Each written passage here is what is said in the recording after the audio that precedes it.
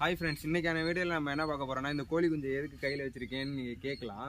இந்த கோழி குஞ்சுக்கு வந்து அம்மை நோய் வந்துட்டு, இந்த அம்மை நோய் வந்து காரணம் என்னன்னு பார்த்துக்கிட்டிங்கன்னா, இந்த கோழி குஞ்சுக்கு நம்ம வேக்சின் போடல. அம்மை நோய் வராமல் தடுக்கிறதுக்கு என்ன மருந்து போடணுன்ட்டு போன வீடியோவில் போட்டிருக்கேன், பார்க்காதவங்க பார்த்துருவாங்க. இப்போ அம்மை நோய் வந்ததுக்கப்புறம் தடுக்கிறதுக்கு என்ன மருந்து போடணுன்னு இந்த வீடியோவில் சொல்கிறேன். வாங்க ஃப்ரெண்ட்ஸ்,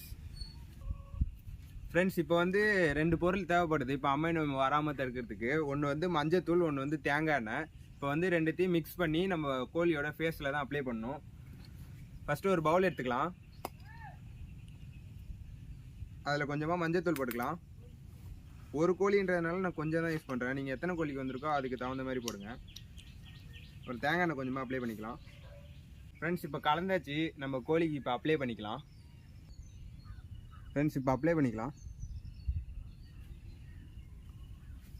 லைட்டாக வைங்க, ரொம்ப வைக்காதீங்க. ஒரு டைம் வச்சாலே போதும், என்னால் சரியாயிடும், கன்ஃபார்மாக சரியாயிடும். இது 100% எனக்கு குட் ரிசல்ட் தான் கொடுத்துருக்கு. அம்மை நோய் வந்தால் கோழி வந்து சீக்கிரமாக பார்த்துடணும். ஸ்டார்டிங் ஸ்டேஜ்லேயே பார்த்தா தான் அதை காப்பாற்ற முடியும், இல்லாட்டி காப்பாற்ற முடியாது. இந்தமாரி முகம்லாம் கட்டிக்கிட்டே வந்து கோழி உறங்கி நிற்க ஆரம்பிச்சிடும். கோழியை முடிஞ்ச அளவுக்கு தனிமையில் போட பாருங்கள், அம்மை நோயெல்லாம் பரவும்.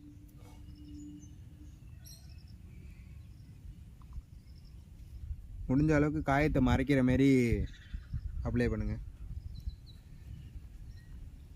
நேற்று வீடியோவில் அம்மை நோய் எப்படி தடுக்கிறதுன்னு சொல்லிட்டு ஒரு வேக்சின் போட்டிருப்பேன்.